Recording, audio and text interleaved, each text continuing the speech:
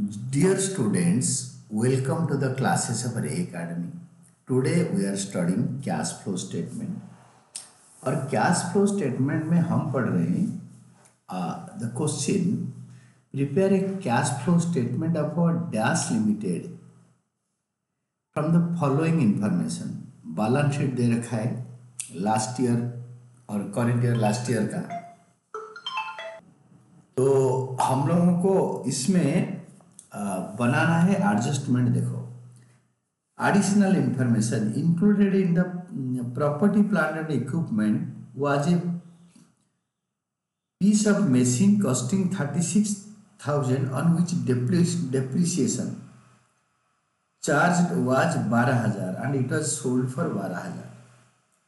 तो 36,000 का मशीन से 12 चला गया तो बच गया 24,000 का मशीन 12,000 में बिका।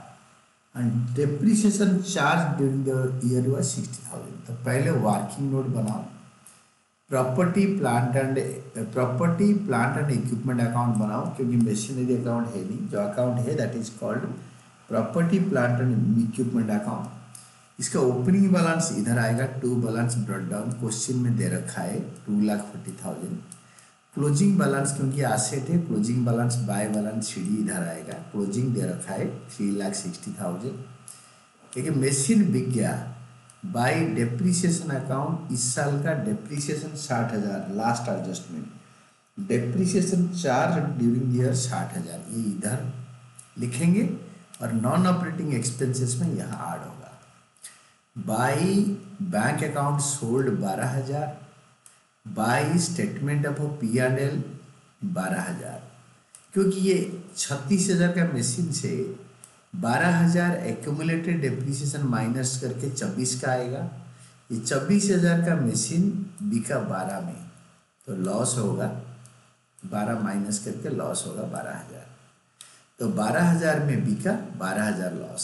और जो एक्यूमुलेटेड डेप्रिसिएशन है ये इधर नहीं आएगा क्योंकि property plant and equipment net value में है, इससे ऑलरेडी एक्यूमुलेटेड डेप्रिसिएशन माइनस किया गया है। तो क्रेडिट साइड टोटल करो, डेबिट साइड में लिखो 4,44,000, लिख के उस पर 2,40,000 माइनस करो, आएगा to bank account purchase balancing figure. Machine खरीदा 2,04,000, इन्वेस्टिंग एक्टिविटी से माइनस होगा, पैसा चला गया। कैश फ्लो स्टेटमेंट बनाओ, नेक्स्ट पेज में जाओ। Cash flow statement of dash limited लिखा है क्वेश्चन में, इसको यहाँ उतार दो। फॉर द ईयर एंडेड 31 मार्च और डेट उतार दो, पर्टिकुलर्स डिटेल्स अमाउंट, और इसमें लिखो cash flow from operating activities. तो इसका नीचे देखो net loss before tax and extra dividend item, ये आया कहाँ से ना। आपके क्वेश्चन में दे रखा है रिजर्व एंड सरप्लस। पहले साल में 30,000 था, सेकेंड ईयर में हो गया 72,000। तो 30,000 लॉस के जगह पे, प्रॉफिट के जगह पे 72,000 लॉस हो गया। तो कंपनी ह्यूज लॉस करा, 30,000 का प्रॉफिट खा गया, 72,000 और लॉस कर लिया। तो दोनों को ऐड करके लिखेंगे 1,02,000। Add non operating and non cash expenses, क्योंकि यहाँ पे टैक्स प्रपोज डिविडेंड वगैरह है नहीं। तो नॉन कैश नॉन ऑपरेटिंग में डिबेंचर इंटरेस्ट 1,20,000 का 9%, 10,800। कैसे? आप क्वेश्चन में देखो, आपके जो लास्ट नोट टू अकाउंट में लिखा है long term borrowing 9% debenture. 9% debenture last year का वैल्यू था 1,20,000। हमेशा डिवेंचर कब इशू है बताया नहीं, तो हम लास्ट ईयर का जो वैल्यू था वो 1 अप्रैल करेंट ईयर का वही वैल्यू लेंगे। तो 1,20,000 का 9%, और नेक्स्ट ईयर जब करेंगे 2,40,000 का 9% पे करेंगे, वो इधर ऐड होगा और फाइनेंसिंग एक्टिविटी में लेस होगा। देन दो चीज़ और ऐड होगा, एक होगा loss on sale of machinery where you have got it from ना 12,000 इधर से लाए, एंड डेप्रिसिएशन 60,000। डेप्रिसिएशन एडजस्टमेंट दो जगह पे आएगा, इधर भी आया इधर भी आया। Loss on sale of machinery इधर से ये 12,000 इधर भी आया और इधर भी आया। इसको ऐड करके आया net loss before working capital changes, क्योंकि फिर भी स्टील माइनस हो रहा है।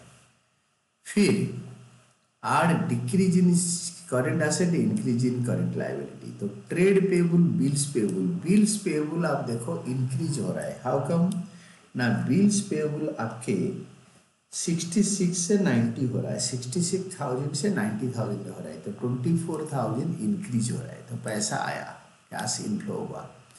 देन अदर करंट लायबिलिटी भी उसी के नीचे दे रखा है, दैट इज 6,000 से 12,000 हो रहा है, तो अदर करंट लायबिलिटी 6,000 बढ़ गया।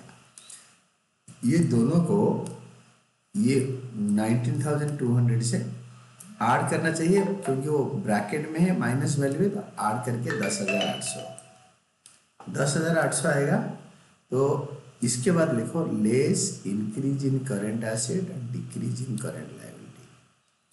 Let's increase in current asset and decrease in current liability. उसमें आएगा इन्वेंट्रीज। इन्वेंट्री होता है स्टॉक 30,000 है इन्वेंट्री या स्टॉक जो होगा 30,000, ये आपके 30,000 से 60,000 हो गया, तो 30,000 बढ़ गया।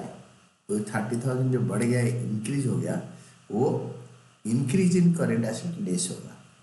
और next one is trade receivable, ये भी बढ़ गया 42,000। कैसे बढ़ा ना, ट्रेड रिसीवेबल दे रखा है 60 से 1 लाख, तो 42,000 बढ़ गया।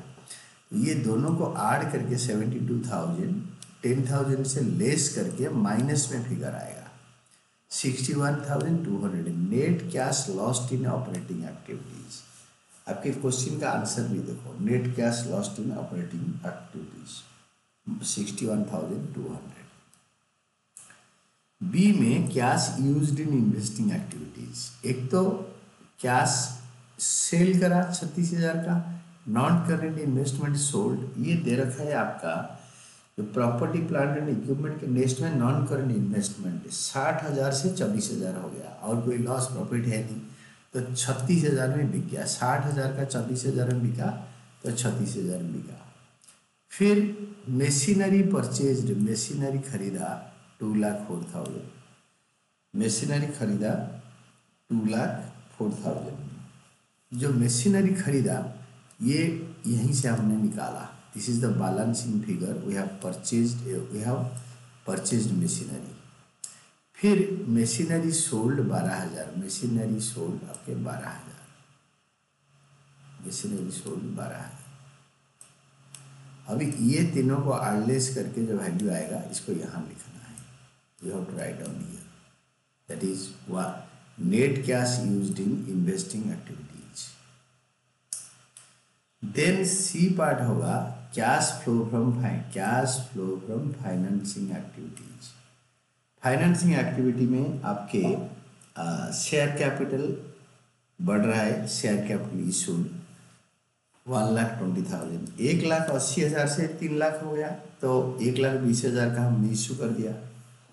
देन लॉन्ग टर्म बोरोइंग 1,20,000 से 2,40,000 हो गया, तो डिवेंचर इशू करा 1,20,000, 1,20,000 से 2,040।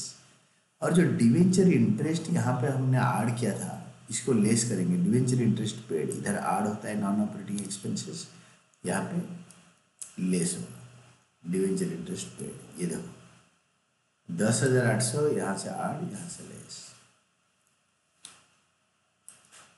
तो ये तीनों का ऐड लेस करके you will be getting like this. This is net cash flow from financing activities 2,29,200।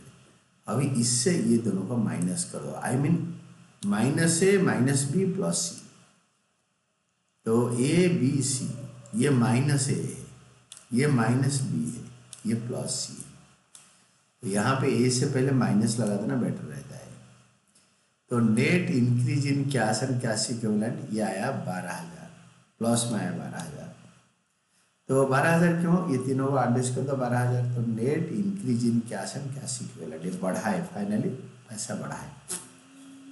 इसमें ओपनिंग कैश ऐड कर दो, ओपनिंग कैश 12,000 ऐड करोगे, add opening cash and cash equivalent 12,000 अगर ऐड करोगे, you will be getting the final answer, जो कि 24,000 बनेगा, और क्वेश्चन में भी दे रखा है 24,000। Closing cash and cash equivalents 24,000, and this is all about your answer.